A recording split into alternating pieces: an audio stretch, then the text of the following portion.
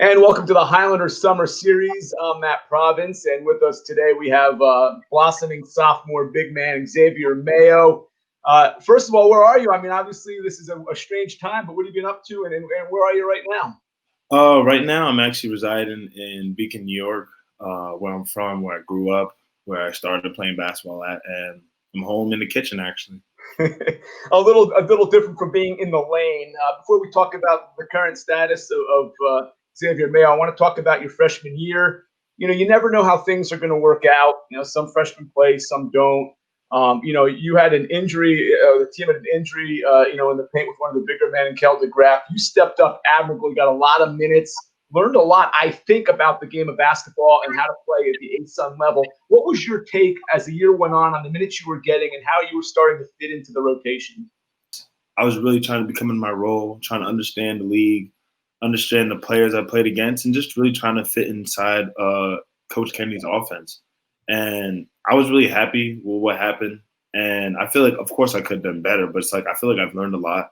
I feel like I'm going to go into my sophomore year with a lot of experience and just like understanding a lot more about college basketball. Because I think that's one of the biggest things a lot of people just don't understand. I really just didn't understand so much just about plays and understanding how to play against other people and like what moves to use and just even just getting to the flow of the game. Like it's just a different speed, honestly, compared to high school and compared to AU as well too. So I'm really happy I got the minutes I did, and I think next year I'm going to be ready for that. Yeah, I would agree with you, and I think the pieces are there. But you talk about coming together. You talk about one common goal with the basketball.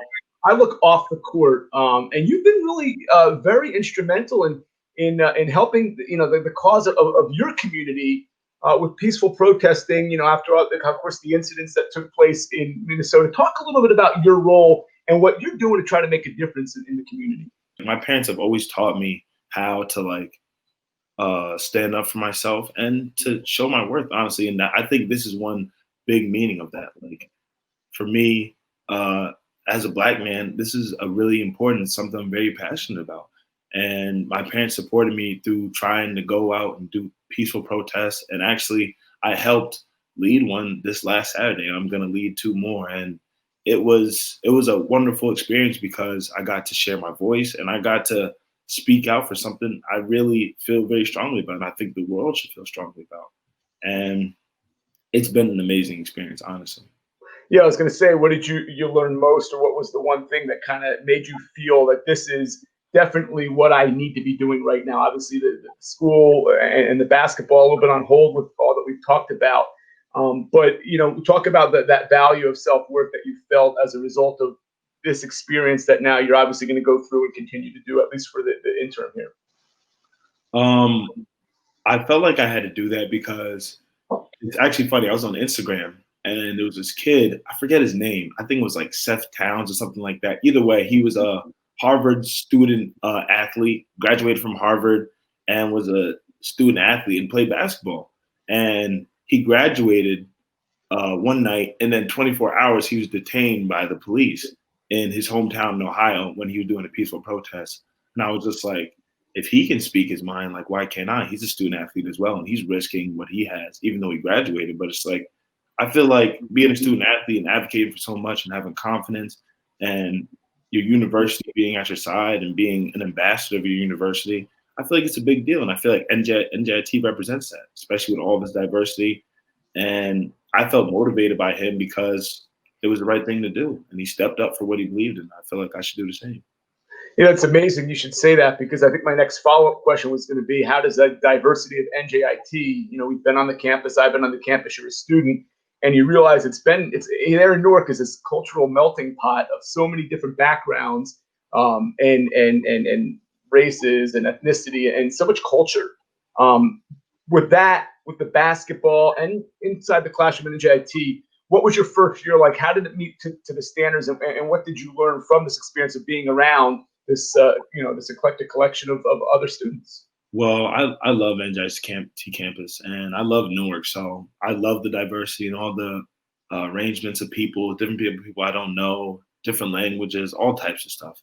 And I feel like I've learned a lot about people, like even the diversity in our own team, just about people from different places, and step outside of myself and grow, honestly.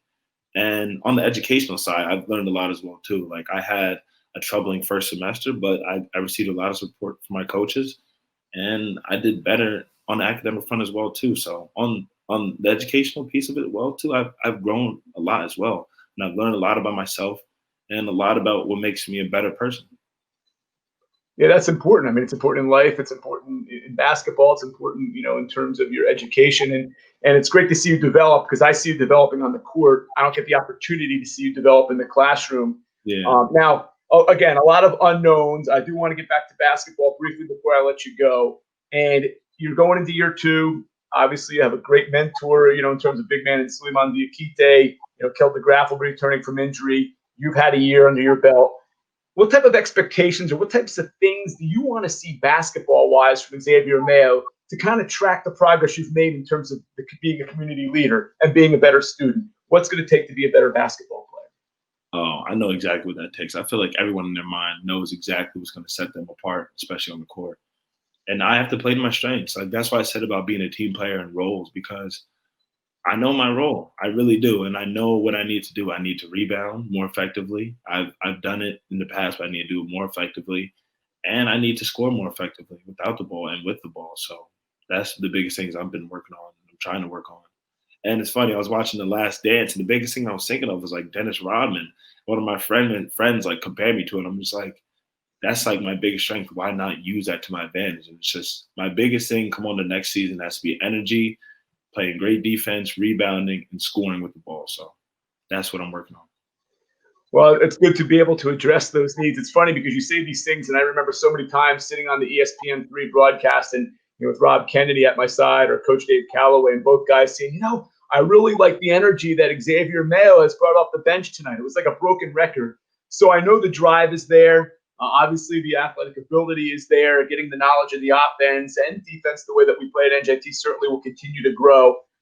But it's exciting because if you can take those same pieces and take a step up, I think without a doubt the impact on games next year will be huge by the X-Man. So with the guys that we got coming back in the paint, that should really solidify things on the glass and on defense. And look, we should be really exciting to watch again. Let's just hope we get there. Let's just hope everything gets back to normalcy and we're playing basketball at the WEC in November. Yeah, I agree. Thank you so much, Mr. Provence. Yeah, Xavier, best of luck. Continue letting your voice be heard, and we look forward to seeing you again on that floor here sometime soon. Be healthy. Thank you. Best of luck to you as well. Okay, it's going into his sophomore year, Xavier Mayo. I'm Matt Provence. Thanks for watching this edition of Highlander Summer Series Men's Basketball Style.